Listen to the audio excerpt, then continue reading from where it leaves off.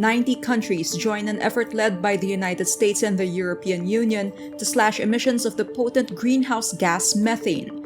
The pact aims to tackle one of the main causes of climate change. The partnership is formally launched Tuesday, November 2. Methane is the main greenhouse gas after carbon dioxide.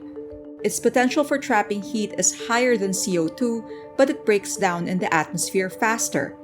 The global methane pledge was first announced in September. Among the new signatories is Brazil, one of the world's 5 biggest emitters of methane. But other top methane emitters, China, Russia, and India, have not signed on to the pledge. Since it was first announced in September with a handful of signatories, the US and EU worked to get the world's biggest methane emitters to join the partnership. The methane pledge could rank among the most significant outcomes from the COP26 conference. The Commission on Elections insists there was no conflict of interest when it awarded the half billion peso contract on the deployment of 2022 election equipment to F2 Logistics. In an interview with ABS-CBN, Comelec spokesman James Jimenez says poll officials looked into allegations of conflict of interest before F2 Logistics bagged the project. Comelec Chairman Sheriff Abbas earlier said Uy's ties to President Rodrigo Duterte were not a ground for F2 Logistics to be disqualified from the bidding process, as many businessmen are big contributors to elections. F2 Logistics is a company with ties to Duterte's 2016 campaign donor Dennis Uy. A 2020 annual report of Chelsea Logistics lists Uy as chairman of F2 Logistics. Uy donated 30 million pesos or about $593,000 to Duterte's 2016 Malacanang bid. As winning bidder, F2 Logistics is in charge of deploying to poll sites vote counting machines, transmission equipment, and ballots, among others. Need more context, clarity, and perspective?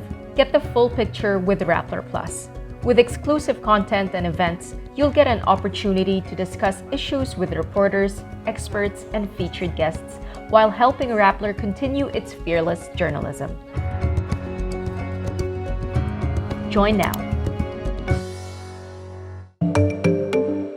Radio station DZRH under the Manila Broadcasting Company issues an apology over its erroneous report on October 30. The report claimed participants in Vice President Leni Robredo's caravan in towns in northern Samar were promised payment, which was pocketed by organizers.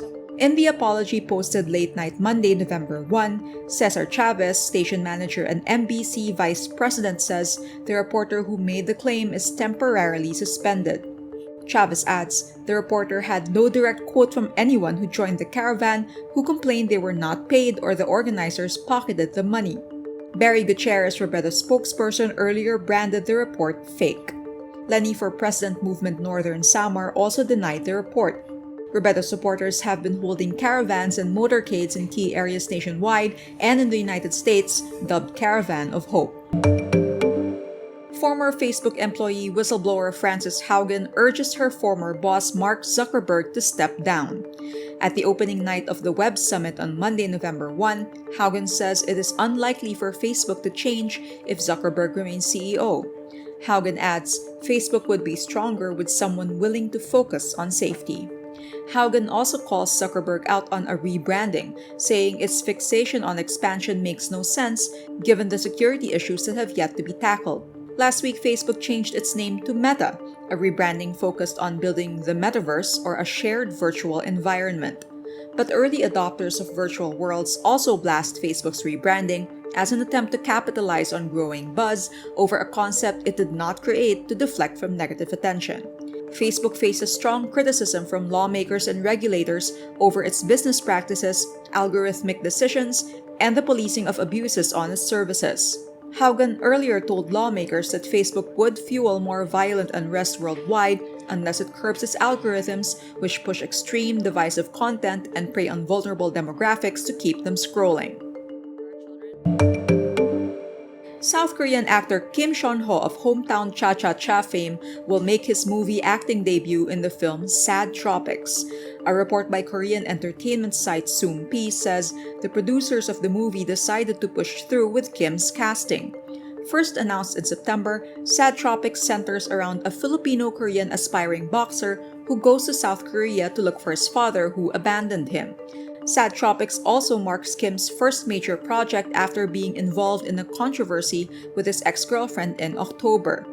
Kim issued an apology after his ex-girlfriend claimed he gaslit and forced her to terminate her pregnancy when they were still dating.